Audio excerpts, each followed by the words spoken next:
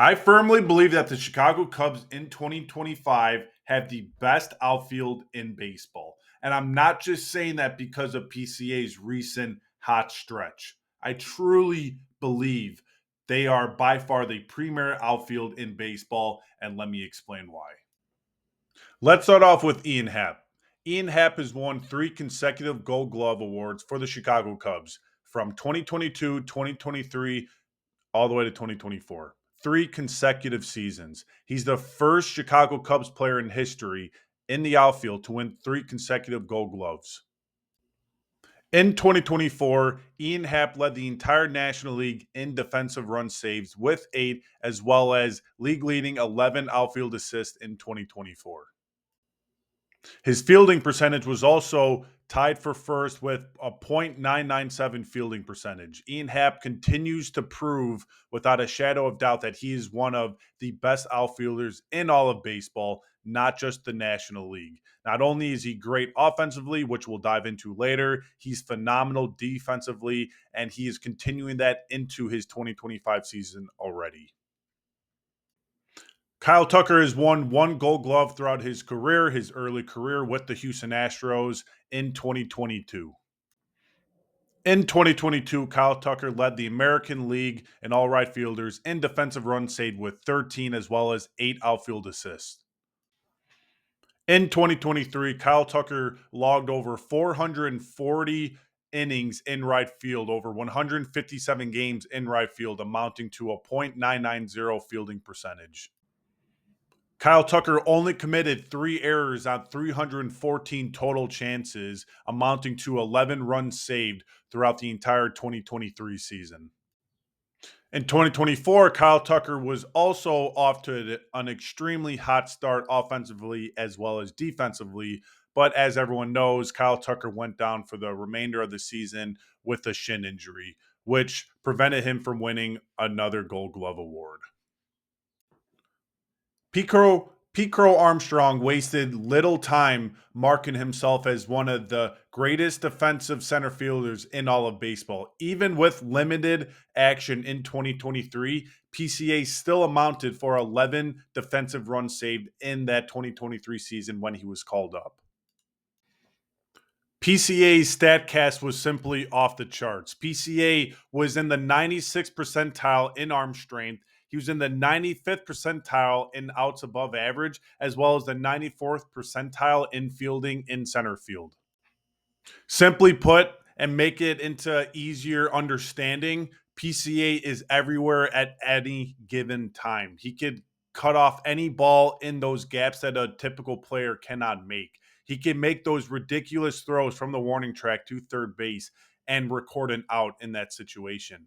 He is just simply such a great defensive player. It is unbelievable and such a joy to watch.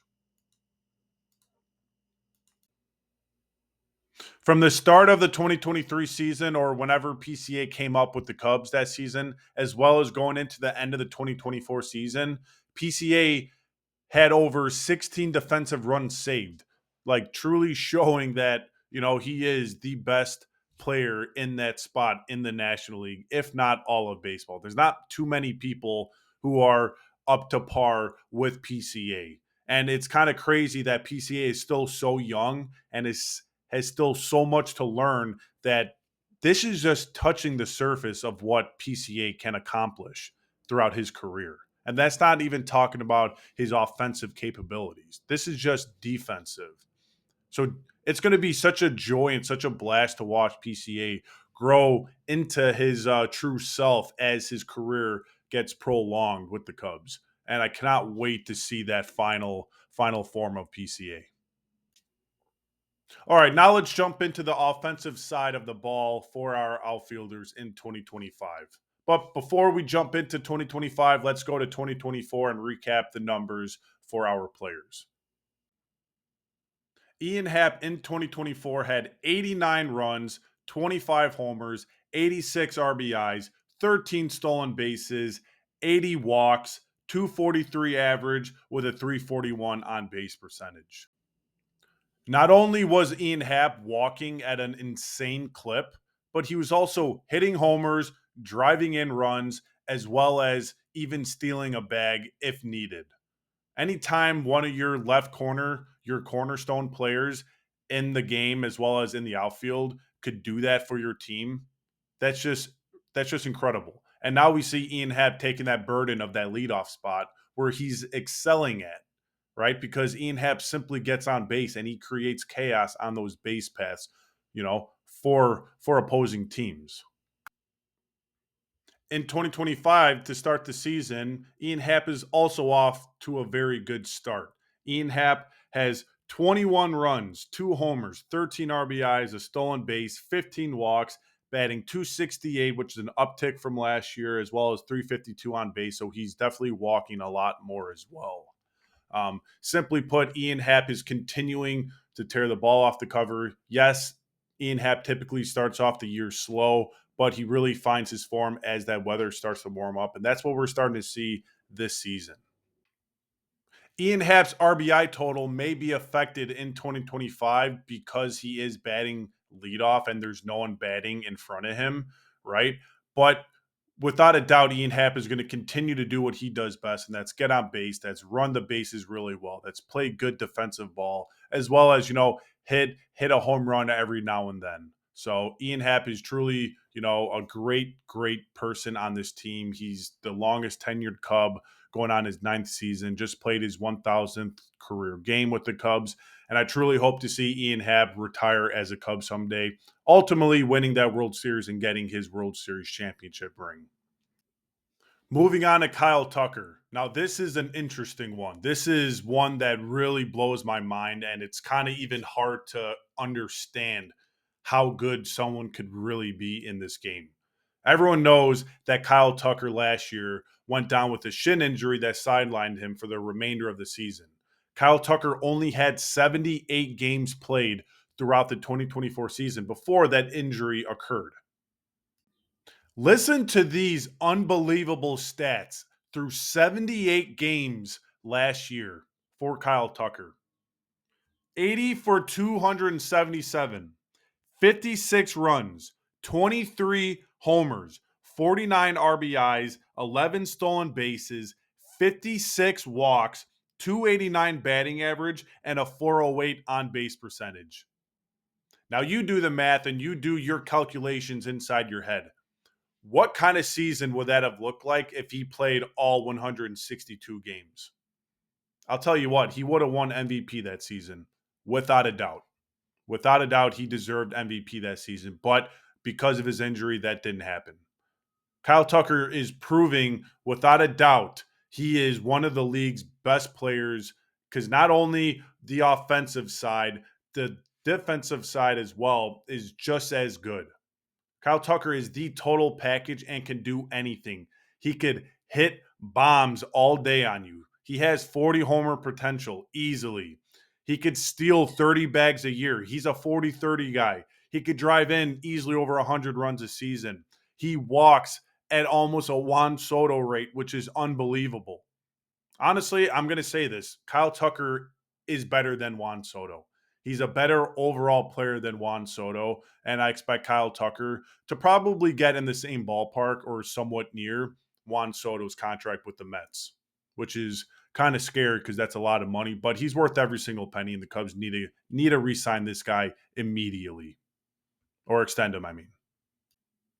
That was 2024. Now let's talk about 2025. And everyone knows what type of season he's having in 2025.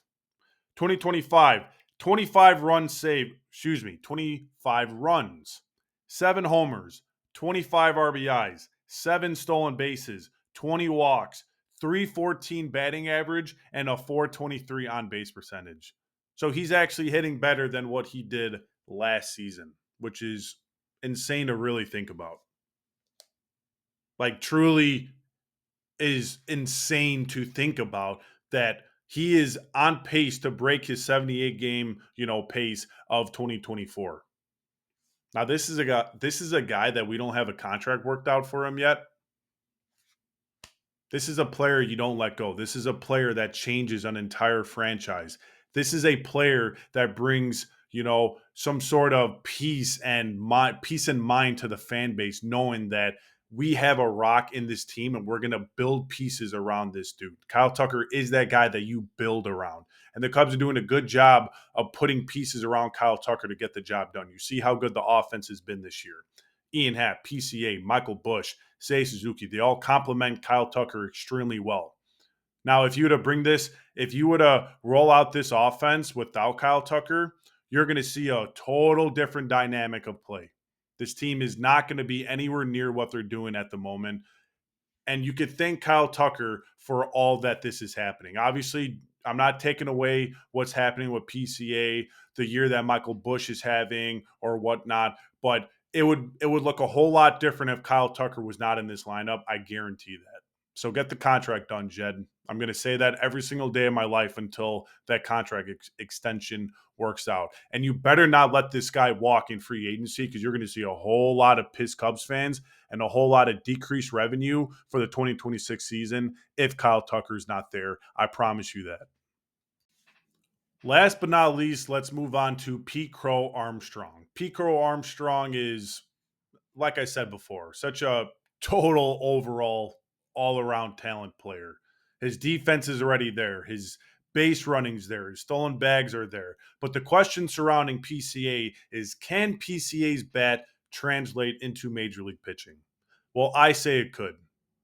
2024, you really saw PCA turn into a great player once he widened his stance. He was a very static stance in 2023 and to the start of 2024. Very static. He was very closed, but he was dropped back to the minor leagues. They opened up his stance, and you really saw PCA took off. They implemented a leg kick in PCA. He got his hands more down, and that's just paying absolute dividends to his 2025 season, as well as late in 2024. PCA in 2024, 46 runs, 10 homers, 47 RBIs, 27 stolen bases, 21 walks, 237 batting average, 286 on base percentage. Now, people might be like, hey, that's not that good. His on base is below 300. His batting average isn't that good either, right? But everyone just needs to relax because that these numbers were out of the entire 2024 season, obviously, but this was before and after when the Cubs tweaked his batting stance. So before the Cubs tweaked his batting stance, you really saw PCA lost out there. You really saw him striking out a whole lot, not having the confidence, not putting the ball in play, hitting a lot of ground balls. But after they tweaked his batting stance, like I said, they opened it up, right? They got that leg kick in there. Now you're starting to see PCA's, ground ball rate rapidly decrease. His fly ball rate is increasing tenfold, right? His batting average is way up. His on base is way up. He's getting on base more. He's hitting for more power, and that's where all the homers, like those 10 homers that you saw, came in the latter half of the 2024 season. In 2025, you saw PCA get off to a rough start, but he quickly adjusted, right? And now he's just absolutely tearing the ball off the cover. PCA is 30 for 102 this year, 21 runs, 5 homers, 17 RBIs, 10 stolen bases already, 6 walks, 294 batting average, and a 339 on base percentage. Everything is going up. You're really starting to see PCA come within himself, as well as make those adjustments in the actual season. He is hitting also very good pitching. It's not like PCA is just hitting off of these bum pitchers. He's hitting pretty damn good off of the league's best hitters or pitchers, such as Corbin Burns, Zach Gallen, Yamamoto, and all that stuff. So PCA is really coming within himself, and I cannot wait to see what this kid can do as he continues to progress and get older. He's only 23. He's not even close to the prime years yet. Imagine when PCA turns 27. Is this guy going to be Barry Bonds? Honestly, I wouldn't doubt it at this point. That's how much raw talent this kid has. Unbelievable. So this morning I woke up and I watched MLB Network, and there was a show with Mark DeRosa breaking down PCA's, defense as well as his offense and how he's adjusted into the league, right? And I highly recommend you guys go watch that 8-minute video on YouTube because it is so informative, and it just goes to show how good of a player PCA really is and how much better he's getting. It's on YouTube. It's Mark DeRosa breaking down Pete Crow Armstrong. Highly recommend you guys go watch it. But let's dive into kind of what Mark DeRosa said. So Mark DeRosa is really high on PCA. He was talking about him and, talking so much about how much he likes the kid and whatnot. But he talked about, PCA's adjustments into the league. So, excuse me. First 85 plate appearances, PCA had a 46.5% ground ball rate. After that, it's now at 36.8. His hard hit percentage in the first 85 games, 35.7%. Now it's 43%. Barrel percentage, 5.6 in his first 85 games. Now it's at 10.4. That's doubled. His whiff percentage, 30.3 in the first 85 games. Now it's at 27.7. Chase percentage, 42.2% in his first 85 games. Now it's sitting at 38.1%. So everything PCA needs to do, he is doing very effectively. Everything that PCA needs to stray away from, hitting grounders, chasing balls, whiffing, etc., he's improving in every one of those categories, not just by a few ticks, by multiple percentages. I'm kind of baffled as to how fast this kid grew into his own shoes. And that's not even scratching the surface of what PCA could potentially accomplish. I truly believe, from what I've seen from PCA this year and all these adjustments he's made, we could be looking at a potential MVP candidate in the future. And I truly mean that. And I'm not just saying that as a biased Cubs fan. I really believe PCA one of these days, one of these years, will win an MVP award for the Chicago Cubs. So that wraps up why I believe the Cubs have the best outfield in all of baseball, not just the National League. That goes even into the American League. So, question for you guys, and I want your guys' feedback. You guys let me know, who do you think has the best outfield in baseball and why? Is it the Cubs? Is it not the Cubs? Is it the Yankees? Is it the Dodgers? Is it, the Phillies? Drop a like, a comment, and subscribe down below, and let me know who you guys think has the best outfield in all of baseball. That wraps up the video. So, as always, keep the faith, go Cubs, and I am the Cubby Perspective. Thank you, and have a great day.